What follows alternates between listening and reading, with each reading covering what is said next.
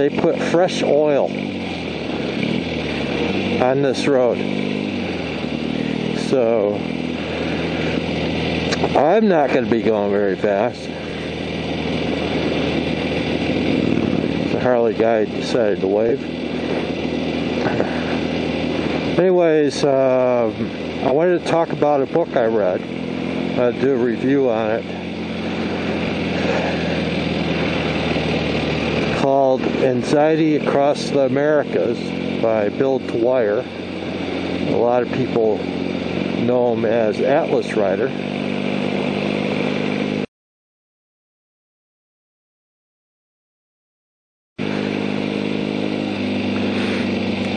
I saw him at the expo. Sorry. From last year, remember? Yeah, I do remember you. Yeah. I got your book finally. I haven't read it. Okay. But it's on my list. I'm reading a book now, and I don't like starting another book without finishing. Yeah, sure. I've done that before, and it Mixes up those. yeah, it's all goofy. Yeah. So, but yours is next on the list. All right, great. I'll do a little review Appreciate it. for YouTube. Yeah. I finished that book, and then I went on to his book. Oh, okay. This is the end of the oil. And I finished his book about a week ago.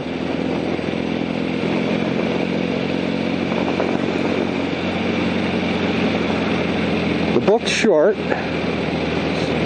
about 200 pages. It's well written. You know, you could tell he put some thought into it. I think he could have made the book a little longer if he wanted to, but he just put in there what he wanted. It kind of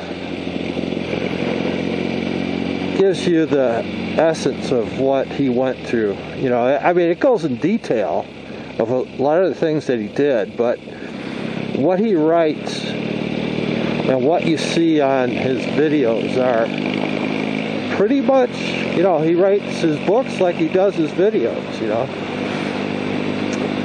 And some of the stories he had to share in the book, he shared previously on video. So sometimes I would go back to YouTube and watch that particular video that he had just written about. Some of the videos that he did, one in particular was he was going down this road, and all of a sudden there's this big rope across the road, and he got clotheslined, got knocked off the bike. And in the video itself, it didn't explain why that was there, and in the book it wasn't there. But I had talked to him about it, and he told me why. It was some kind of toll thing. But I thought that would have been a good story to share in the book. But for the most part, he went over the important things in the trip. Before he went on that trip, I was kind of vicariously putting myself in his position. I envied him for doing that trip and how I would have liked to have done something like that myself. So I was pretty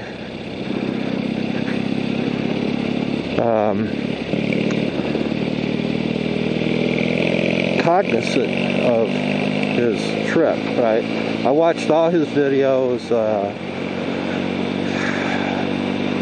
When he cried out for some money, I would send him $5 here, $5 there. I figured $5 probably went pretty far in South America. And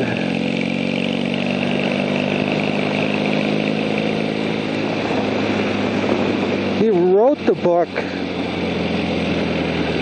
in a way where you're not only like experiencing what he's experiencing, but the way he experiences, the way he thinks about things. He's very analytical. He goes into detail and stuff. Other times he gets in some drama, quite a bit of drama actually. And then other times it's all lightened up. He's having fun. And that's what you want to do on a trip like that. You want to enjoy yourself. Another thing about the book is he had the same motorcycle I have, an older style KLR. So I could understand when he would talk about problems with the bike. He talked about going up way up in the mountains. He went up 15,000 feet and how little power that bike had. Well, that was good for me to know.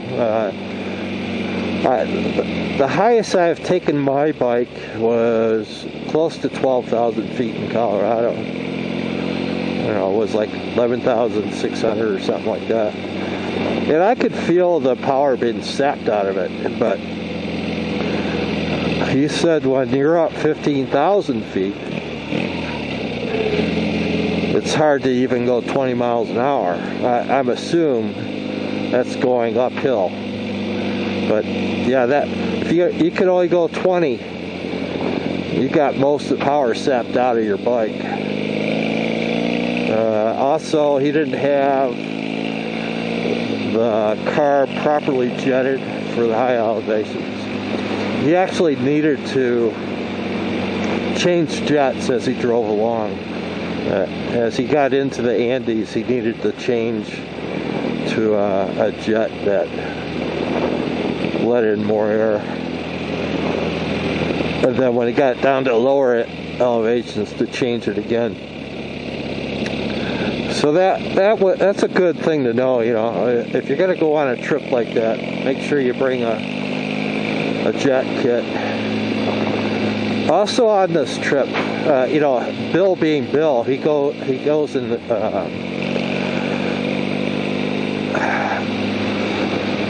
He's a planner, you know, so he was planning the trip much more than I would have.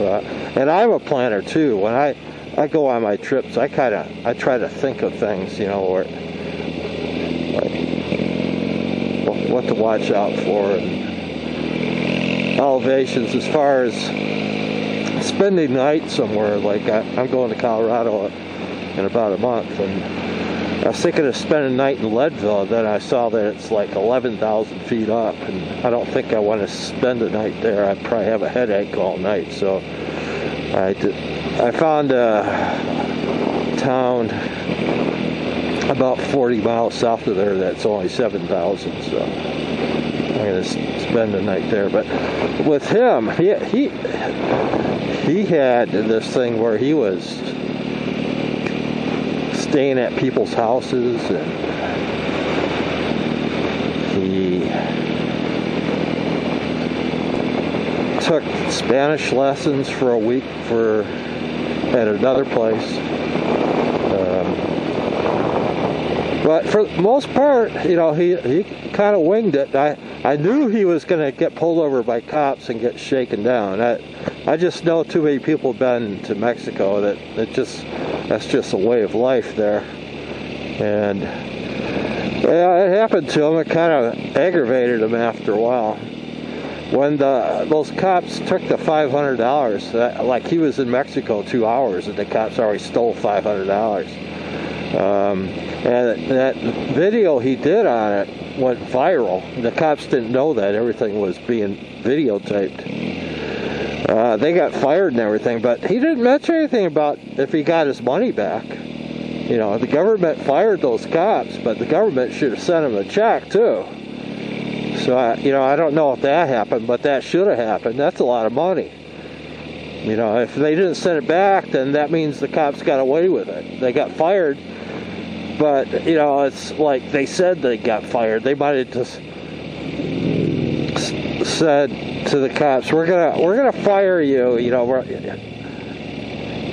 in the media, we're gonna tell the media we fired you, and just go home, take a vacation for 2 weeks, and then you can come back.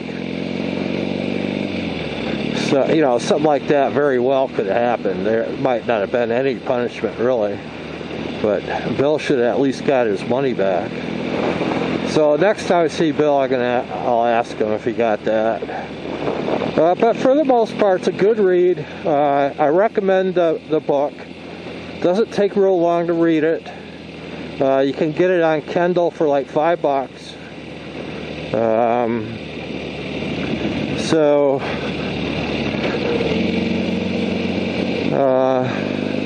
Yeah, pick it up. You know, if you have any kind of a sense of adventure, you'll appreciate the book. There's some neat things that Bill writes about in it that's not in the videos, you know. So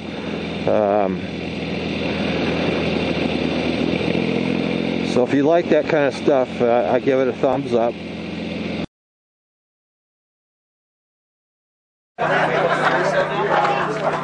That motorcycle went across the world, around the world. With no person on it?